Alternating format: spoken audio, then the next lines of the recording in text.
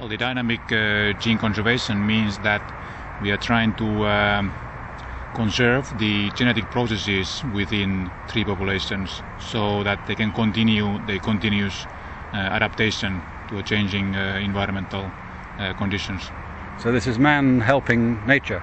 Yes, it's facilitating the natural processes, and I would emphasize that we are not trying to preserve the current genetic diversity as it is found in a given stand, but really trying to ensure that the processes can continue.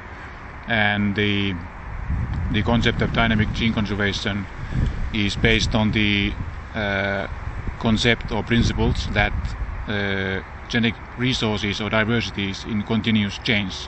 It's very dynamic. One important aspect is to keep in mind that you can do dynamic gene conservation. It's not only limited the areas where you conserve habitats or certain species. Dynamic gene conservation can be also carried out in the production forest or forest which are managed for multiple benefits, and in some cases even natural stands which have been selected for seed collection. They serve as a purpose for dynamic gene conservation.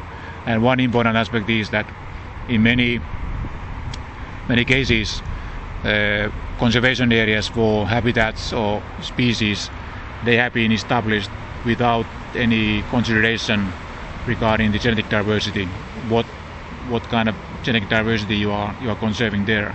And secondly, in many cases genetic conservation often requires active management interventions, so you can favor the target tree species population, whereas in many habitat or species conservation areas usually the approach is that it's very limited interventions, or basically no management is allowed, and depending on the tree species, especially for the rare or scattered tree species, this is not a suitable approach. They need active management.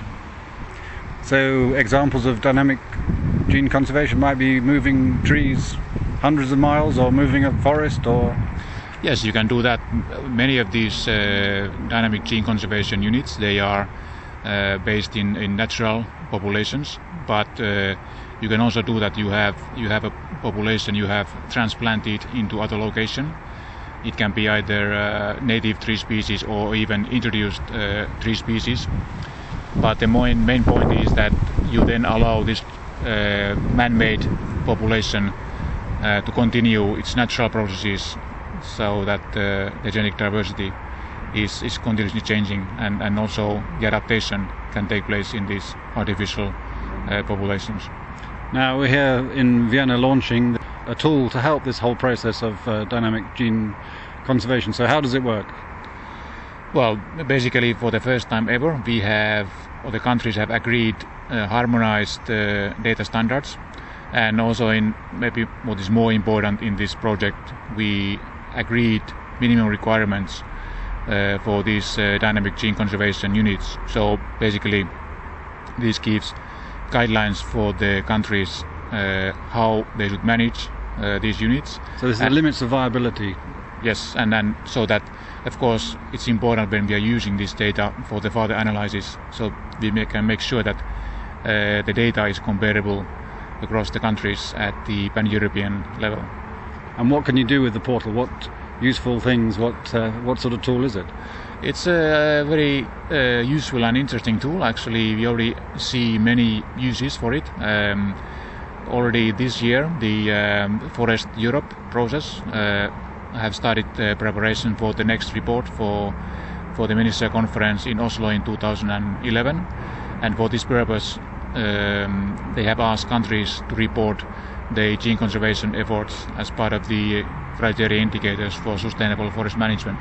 So countries also benefit on this, that they only have the information in one place when they start providing data. And at the same time, the FAO has started a similar effort at the global level by developing the State of the World Forest Genetic Resources report, which should be ready by 2011.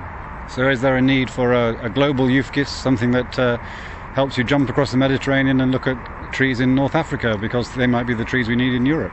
For sure, I think this would be an excellent idea. Of course, we have to keep in mind that sometimes the concepts based on which we have built up the EUFGIS and the minimum requirements, of course, these are now tailored for the European conditions. And of course, when you move to other regions, you may have different forest ecosystems, different way of countries have implementing the efforts. But in principle, yes, I think it's at least there are very many useful lessons for other regions to pick up and depending on which way they want to actually then implement.